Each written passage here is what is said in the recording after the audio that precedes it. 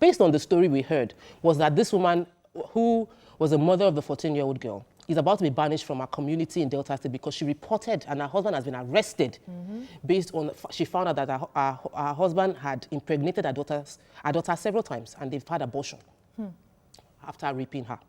Well, I spoke with the woman extensively over the weekend, and she actually was in a very tearful mood when she was actually narrating the ordeal to me, because it's something that she should have actually been in the place of knowing before it got to the place that she had to, the girl had to be impregnated by the father, and then she took her to be aborted and all that. It doesn't have to get it because she was not actually aware until late. It started when the girl was like 8-9 years old. You can imagine the trauma the girl, and what the man actually does is that she drugs this girl in the night, and then we have the carnal knowledge of her, and then in the morning the girl will feel weak and she won't know what happens to her, and it went on like that. And the mother, because of the activities, when you have parents struggling, the man is an electrician, his shop is just right in front of them there, and the mother goes out to sell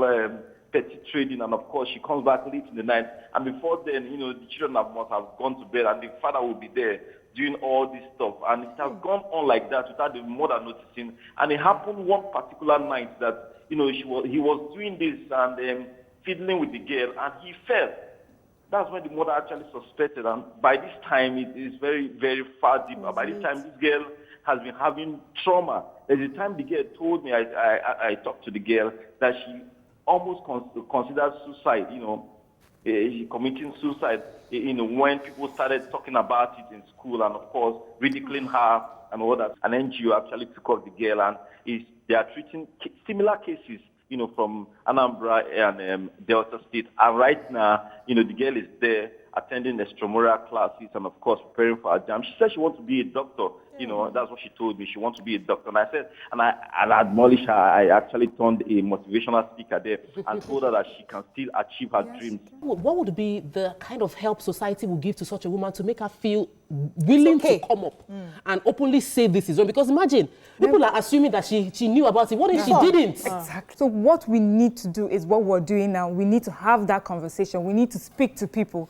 We had someone here who came one time and was talking to us of how she talks to secondary school children, and she gave us large numbers of young girls who were being abused by their fathers with their mother's knowledge, and they were taken for they were taken for all sorts of D&Cs.